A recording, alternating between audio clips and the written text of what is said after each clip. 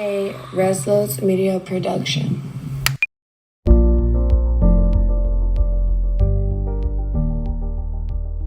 You gotta start somewhere. Always here. I even wrote the song. Time we shared. And if you can't say love will prevail, love will overcome. Evil will fail. And if you can't Tap videos. Cool. Alrighty. Let's see. And we came to a conclusion, me and Isaac, my brother Isaac. I was explaining to him what the podcast name is going to be. I'm like, yeah, so it's going to be Top Altruist Persona. He's like, okay, that sounds retarded. I'm like, why? He's like, because, first of all, is that even a word, altruist? I'm like, it is. But just recently I discovered it. That's why I started saying it. Yeah. He's yeah, but like top alternative, like he's thinking of a different word. Yeah. So he's like, why don't you just call it tap video? I'm like, tap video. Ah, that's smart. And he's like, yeah, that is smart. Right? Oh, it is. So I think I'm gonna go with tap videos. Hello guys, hope you guys are doing great. Today we have Marina Robles. Hey Marina, how you doing? Hey, I'm doing great. Thanks for having me. Of course. So as far as your week and weekend, how was that so far? Like, It's been good. Let's see, what did I do this weekend? I hung out with some girlfriends, of course, post training, and then mostly through the week I just trained. And I trained and worked. okay, anything happened this weekend that might caught your eye that you want to talk about? Well, this weekend I had a really good show up or turnout to my class, the kickboxing class that I've been doing. Yeah. So the very first ever class was a pretty good size, and then the second class it was kind of like hit or miss, like the following two classes. But then again, this past week and the week before, it was like a really good turnout. So it was pretty encouraging. Is there a different age difference between like the times and whoever shows up? Well, for that class specifically, it's at 7:45 for ladies only. You can do any age groups, as long as it's a female. I think the youngest girl that I have in there, I think she's like 11. Yeah, so she's a little Wow, girl. preteen. Yeah, exactly. Yeah. And then we have some older ladies, some moms. There's been grandmas that have come through trying it out. So really, if you're able to move, like, then you can do the class. How old are the grandmas? I really don't know. The oldest one that I've had that came through. But I mean, she was an older lady and she was doing it just to stay in shape, just to be active. That and to have something fun. She literally told me something to look forward to, like, because I guess during her week she doesn't really do much. So I guess usually Friday afternoons, that's like her happy time. Maybe a way to, like, I guess have her keep up with the grandkids from running all over the place. Right? So on break. yeah, that's really good. Nice, I like that. As far as your journey going into being an MMA fighter, guys, so watch out, she can kick your butt. What made you want to actually jump into that realm of MMA fighting, training, all that stuff? I mean, it's something that I had always wanted to do from a young age. Like when I was a little girl, like a kid. And I guess I kind of had those thoughts of like, okay, I'm going to be a professional athlete. Like, all right, everyone wants to do that. Not only that, girls weren't really fighting like at that time, not professionally. And then I remember, I have a very vivid memory. I think I was like in 6th grade. I was in California and I remember watching a TV show and it was like it was almost like Tough, the Ultimate Fighter. Oh, okay, but okay. For females. And it was on a different channel. Like it was either like Lifetime or HGTV I or was something thinking Lifetime, like that. maybe. Yeah. I don't know. But it was for Muay Thai, and actually Karate Hottie was on it, and I think a few other like girls that are well known now. And in UFC, they were actually on that show. Karate Hottie, is that a person? That's is that a a person, That's a yeah. person. Oh, okay, wow. Yeah, Interesting. Michelle Watterson, she's a UFC fighter, but she goes by Karate Hottie because I want to say that karate is like where she started or her background or something. But yeah, she was in that show. So I remember watching it and seeing the girls. That was the first time I had ever seen girls like doing that, and I was like, okay, well, girls are doing it now, so maybe one day. But I was still young, so I was still kind of like, it's whatever, won't happen. But then when we moved from California here, I joined the wrestling team in high school. Was exposed to that, fell in love with wrestling. Like I absolutely loved everything about it. And then from that point on, once I kind of started seeing my capability, that's when I was like, okay, I think I could do this. A Like, force to be reckoned with. yeah, like I was kind of like, all right, anyway, like they're just like me, they're humans just like me. They can do it, I can do it. But then even still at that, like I was in high school and it just seemed like the dream became more obtainable, but I still wasn't really like pursuing it. That wasn't until like flash forward. I want to say it was 2016 or 17. Wow. I had already graduated high school. I went to Bible college for about a year and a half. I'd come back and lived my life post college for about a year. I had missed like training and stuff like that, but every now and then there'd be some of the guys from high school that we would still like meet up and we would go roll around, but it wasn't consistent. Yeah, I really want to start getting in shape. I got into bodybuilding. That was kind of like not as fun. Like I enjoyed it. Why? Why wasn't it fun? I'm a very active person. So like I want to move and run and jump and do more like athletic movements. I mean, I want to do everything. I actually really enjoy lifting, but I think at that time I had been doing it for a while and I just started getting bored. So I started looking for other alternatives and I was like, you know what? At the time, the boyfriend I had at the time was getting into boxing. I was like, why don't I look into, doing MMA or something again? I had did Krav Maga for a while with my mom when we were in California. So I wasn't completely new. My dad was a boxer growing up. Not like anything, like he didn't have fights and stuff like that like I have. But like he trained and so growing up, like that was around. So it wasn't super like out of the blue. You were all around combat your whole life pretty much. Yeah, kind of. And so when I kind of started thinking about it and I was like, you know what? I guess maybe this is something that I can do and people are getting paid for it. So why not, right? Why not try? Yeah. I feel like I'm very confident in my physical abilities more than I would be like my studies. So yeah. So I mean, the idea here too. of like going to college or chasing after, a dream where I can, do what I love and get paid for it. I was like, I'm gonna go that route instead. No, it's the real way to do it. Yeah. Because at that time, that's kind of where I was, and at that point in my life, it was like, okay, I was working at a law firm. I was a litigation paralegal, and I was at the point where it's like, okay, I either need to jump into like doing this and really chasing it, or I need to make a career shift, go to school, maybe potentially get some kind of like degree in law or something. Like I was really interested in it. But yeah, I was like, I'm going to do what I love. And so that's when I started chasing fighting. I had already been training for about a year and a half at that time when I made that decision. But yeah, it's kind of like leading up to it. It's just always kind of been like an idea. But I think as I just got older and I started realizing like, oh, I can do that too. That's when I really was like, all right, let's go for it. Why not? That's inspiring. I mean, that's like sounds like a broken record. Everyone says that, oh, that's inspiring. No, it is because you actually got to see people around you. Like, you are a product of like the company you keep, essentially, right? Yeah, no, really. Yeah. So you're using that and I guess you gained a love for the sport and now you're like, you know what? Let me just jump in it, go hard or go home, that kind of thing. So yeah, really. That is amazing. Much respect for that. As far as this journey, were there like, describe a good time and a bad time, regarding your journey as far as like, did you doubt yourself at any point? Did you like have any, I guess, pushback from friends and family? Like, oh, you shouldn't be doing this. You're a girl or something like that. There's a lot of highs and lows, I feel like, in being a fighter or a competitor in general, even if you're not fighting and you're just like competing for a tournament or something, when you're dedicating like pretty much your entire life, a large percentage of it. I mean, obviously you wouldn't do it if you didn't love it. So you are happy about it, but it does take you away from a lot of family moments and a lot of moments that people your age would probably be, experiencing, but it's like, no, I'm training instead. Not only that, like relationships, it can affect that. It can affect, health, physical, like, So there's been a lot of highs and lows. I think the one that kind of sticks out to me the most, that I think a lot of people like listening might even relate to if they're an athlete. I actually tore my ACL completely. I had a complete ACL reconstruction. Yeah. Just thinking about it, man. Yeah. It sucked.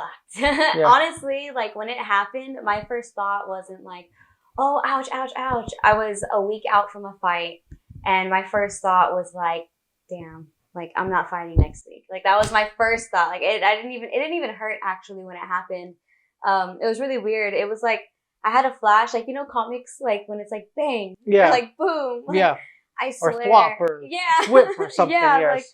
that like flash, my eyes were open, but I swear I saw a flash. Like, I guess the pain was just so, and I don't know, my body's response. Like, I swear I saw a flash of light when my eyes were open. It's not like I blinked or anything.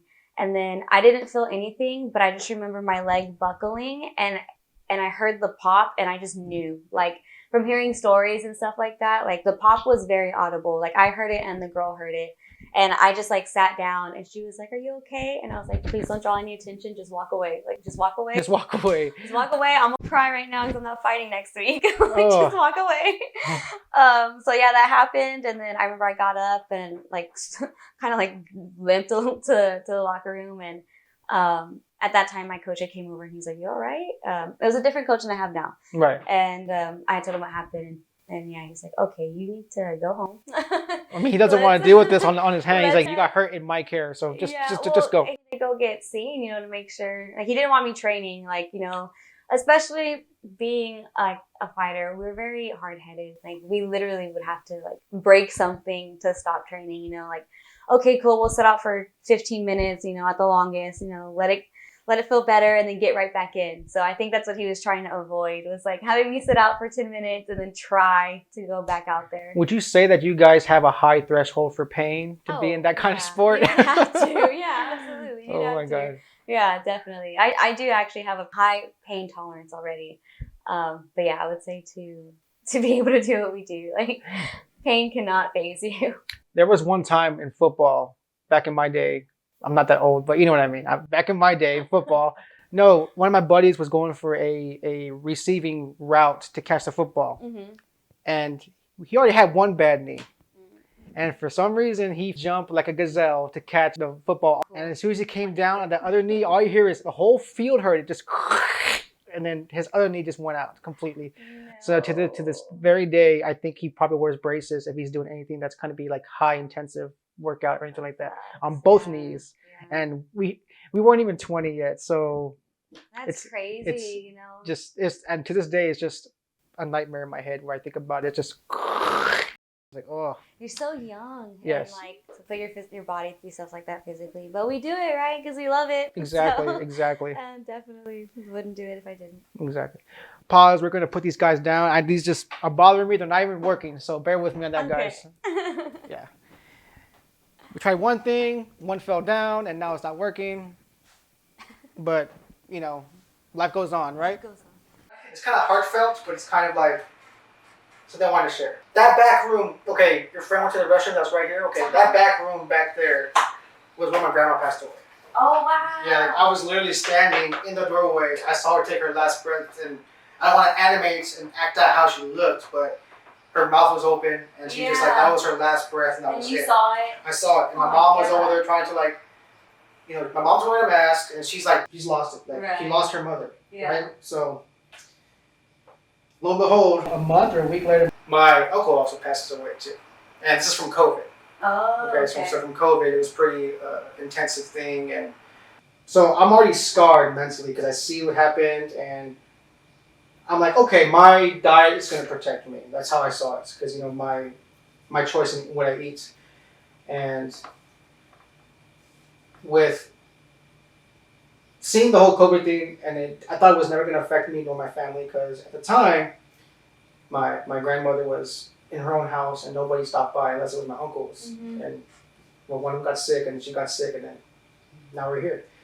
When I found out you got COVID, I lost my shit. I was like, fuck. Oh man. She's just starting out and she better not fucking die. I was talking to my mom on the phone. Oh Jesus. No, I'm serious. That's how scarred I was. Oh, I'm serious. So my mom was like, calm down. She's going to be fine. I'm like, but your mom, like, I don't want to say your mom died, but I'm like, right, but that's what you're thinking. Yeah, so I got pretty emotional when I found out you had COVID. I was like, she better not fucking die. Oh, man. I was like, and then you were like, hey, God, like, your voice is all raspy, and you were like trying to talk. I'm like, dude, just stop talking and focus on breathing, you know? Obviously, I wasn't going to say that until now. It's after the fact. But, you know, yeah, so COVID did affect me in that way, and I didn't think, you don't think it's going to affect you, but it does, until it does. And then you already have that quote unquote experience, so you're already going into another avenue or another potential experience with already what you had knowledge of from the previous time. So yeah, I was pretty fucking worried. Oh my So gosh. just wanted to share that with you. It is a scary thing, you guys. Make sure you wash your damn hands, eat right, wash your ass, all that good stuff. Take care of yourself. Yes. Now we talked about how you hurt yourself. Yeah. You shattered your ACL. Yeah. Okay. Would you say that is probably the most challenging / enduring moment you have to deal with, or is it more that you've had recently? So far? No, yeah, so far I would say, I mean, I guess it depends on how you look at it. Like, there's been things emotionally, there's things physically, there's things mentally. But I feel like that specific time period affected, like, every area. You know what I mean? Mm-hmm. Like, it wasn't just like, oh, I'm going through this, like, sad moment. Oh, no, I'm just emotionally sad. Like, no, like, this made me emotionally sad because now I'm out for almost an entire year. A year? Like, yeah, dude, I was out for a long time. I had What? surgery, and then I was able to start training and stuff as time went on within a year, but to be, like, back to where it's like I'm moving, I'm training, and doing what I was sparring, like, yeah, that took a while. So that not only did it affect me emotionally, but mentally, my mental health took a big toll. Like, that is a big way that I express myself is through the physical capabilities and like when you run a long time, you get a runner's high. Like, even stuff like that. Like, I swear, it's so funny because those that are close to me, like right after like a hard sparring session, they would tease me and be like, "Oh my god, I swear you're like so nice when you're done sparring, like in such a bubbly mood." But I guess because I let out all the aggression. Like, this is me and my purest right now. You see, guys, this is what I say. When I introduce her or talk about her to my friends and family, I saw her in her second fight, which she won for my birthday, just so y'all know. It's on my YouTube channel, rezlosmedia, okay? Anyways, she's like, I'm gonna kill you, rip your head out, rip your neck out. But at the end, ding, ding, ding, it's done. She's like, hey guys, how you doing? And it's like a total, like, 180. So just, as she just said that, just so you guys know, that is a fact, I lived it. And she's living her own life like that, so, yeah. Are there any potential changes or additions that you would like to see implemented into the sport of MMA, and if so, why, if any? Oh my gosh, yeah, actually, when we were talking about doing the podcast and you had mentioned that question, immediately I was like, I already know what I'm talking about, and I feel like those in the MMA community are probably all thinking the same thing.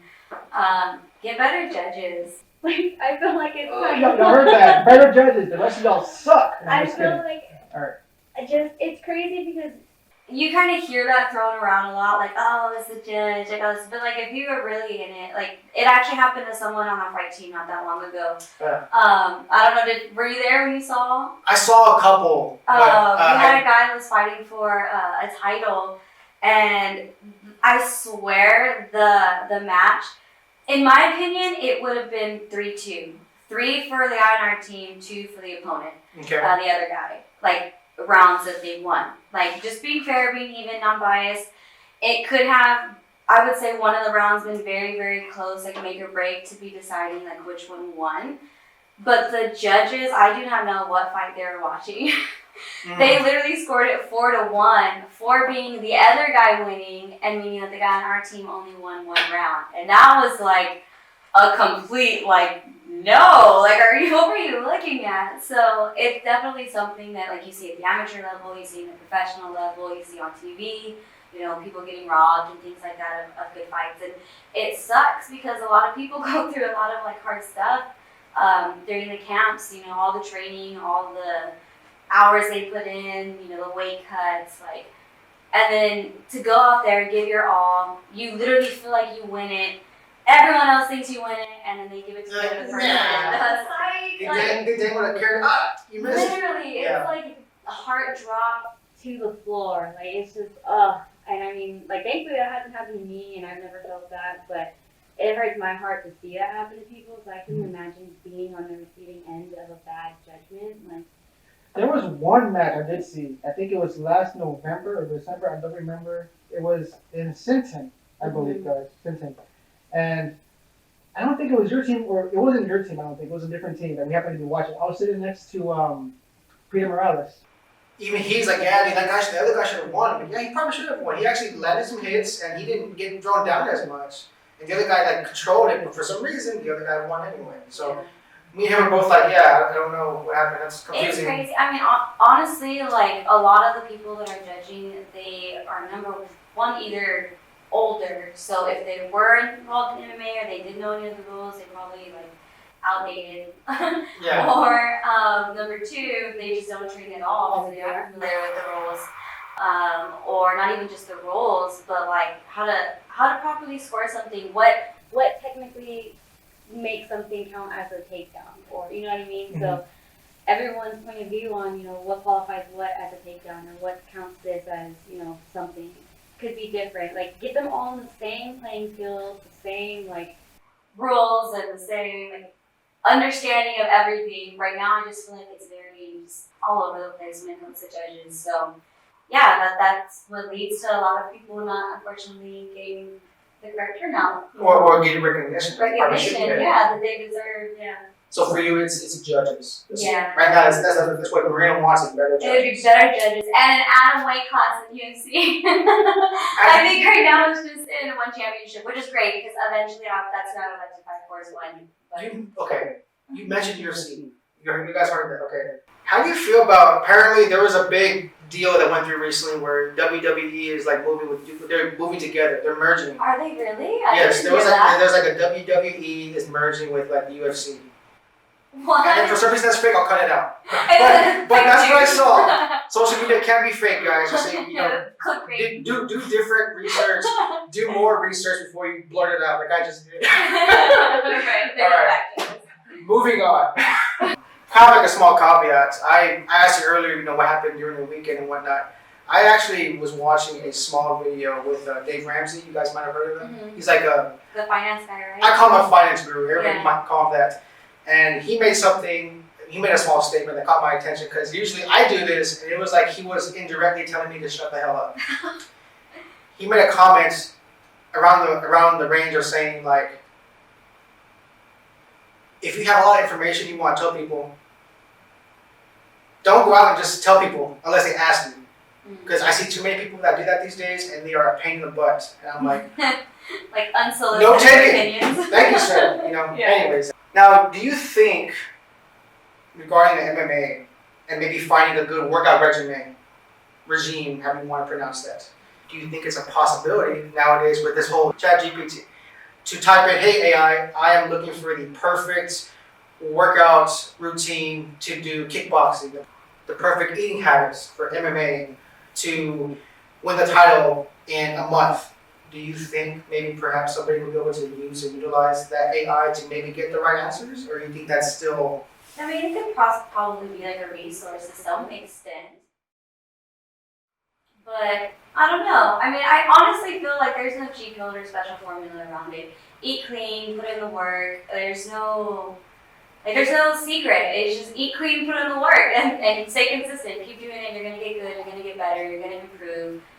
I mean, if you're not putting trash in, then you'll be fine. There's a good saying, trash in, trash out. So if you put trash in your body, your performance is gonna be trash. Like, you just gotta take care of those simple fixes, and then maybe the AI stuff can generate something for you also, but I don't think it's needed. No, I like that you said there's no cheat code, because as an artist, you guys might, for those of you that know me personally, and Good Samaritan, I try, okay? A lot of people in the artist world, whether they're regular sketch artists, whether they're video game designers, whether they're, hell, even business owners, like people that want to own businesses, they'll actually go to ChatGPT and type it in. Yeah, and like they'll come up with like these absurd amount of ways to do things and formulas, and now they're doing this AI art, where you can take a picture and then like put it in the AI art. It's not necessarily ChatGPT, but another form of AI, and it'll regenerate your picture and look like different, but it's still like, wow, that's art still, but it's, you know what I mean? It's not, it's auto-generated by a computer, essentially. Yeah. There's an argument between regular artists and then like these new AI artists, and then it's like, oh, that's not real, that's not even your work. You didn't do it. You just put in a command and it did it for you. Yeah. So it's like, I can see where they're coming from on that. I don't know, Definitely. That chat, it reminds me of, I don't know if you remember this, I think I was, at the time, it had to be like around 2010. I remember there being like a website that we could go to and we could type any question in and it would give us an answer. Like, I feel like this is something that has been a while. Is that like Ask Jeeves? Ah, yes! Oh my god, Yeah. that's what it was! Ask Jeeves, how did I not remember that? Because Yes. there's like a Yeah. guy, it looks like a guy that would say croissant, you Yes. know, like that little And you character just next to type the it name, in. right? Yeah. And That's what it was Ask Jeeves, and everybody was like, oh yeah, that's before we actually did Google. Yeah, And- that's what I remember. And then over the years, it went from Ask Jeeves, and then they got rid of the Jeeves, and they just put Ask.com. Kind of like how P. Diddy got rid of the P, he's not just Diddy. He's just Diddy. So, anyways, that's interesting. So, yeah, so you think ChatGPT is basically the new Ask Jeeves? Yes, like when they started explaining it, I think I first heard about it on one of Joe Rogan's podcasts. Like, that's exactly Shout out Joe Rogan. Yeah, we hear this. Yeah. But, I'll tag him. right? So We're in that's Texas. Oh my gosh, I want to go visit the Mothership, his comedy. I heard it was good. The comedy store here. For viewers and newer generations, what would you recommend to newcomers that they do should they want to pursue a career in the competitive profession like yours of MMA? What would you tell somebody like okay, if you're talking to yourself and you're 5 years old, but they like wanted to do it, like, hey, I want to do this. What would you tell them at that age? Well, definitely, I would just say, do like, kind of probably gonna be cheesy, but like, do it and don't quit. Like, no matter what, don't quit. Like, just hold tight. I had a boss tell me one time, and it really, really stuck with me, that the difference between the people that make it and the people that don't is literally just that they went on to it a lot longer. Like, because if I was to quit tomorrow, like, who Please knows? don't. No, of course. You're an Of course not. inspiration. But if I did tomorrow, like, who knows that 2 Saturdays from now, that door that could have opened, like, it would have been right there, but I quit too early. You know what I mean? Like, if I just went on a little longer. So, like, yeah, like, just go, like, literally, no matter what, like, just go for it. Like, don't stop. That is the only difference. It's just that you didn't quit that soon. Like, Go for it, Marina Robles. Are there any new current projects that you are currently working on? right now. Per se, is there a new match coming up that you know of, or are you keeping it under wraps? Right now, I don't have any fight news yet. Definitely, like, hopefully soon. As far as new projects, my main focus is really building the ladies class. Right now, for those who don't know, we're based in Corpus, Christie, Texas. I want to get like an army of strong women that just feel confident, that feel empowered, that experience on their own what they're capable of. Because I feel like there's a lot of people that are never going to experience like, oh, I can do that. My legs are hurting and wobbling and want to give out and I want to quit. But I can go 10 extra seconds doing these squats. I'm actually like able to push past it and physically capable. 10 seconds of squats. So do you do repetitions for your workouts? I'm or just do you giving an example Okay, no, 'cause- of them like being pretty much on like the like moment of about to like fall over because Gotcha. their legs are like jello. But you know what? Like keep going a little bit longer. And a lot of people don't push themselves on their own, but if they have me to push them, like they'll experience it and then they'll get to see firsthand, like, oh, okay, I'm not giving myself enough credit. Like I am able to do something harder. I can do this. Yeah, so that's my goal. And then of course, while they're in the class, they learn how to defend themselves and stuff like that. So That's really good. Okay. No, thank you so much for being part of our podcast. Okay, thank you so much for stopping by. Thank you. You take care. Good where I stand, much higher to go. Take the time to say peace. See you at the next show. See you at the next show. I was here. I even wrote the song. Time was shared. And if you can't say love. Tap videos.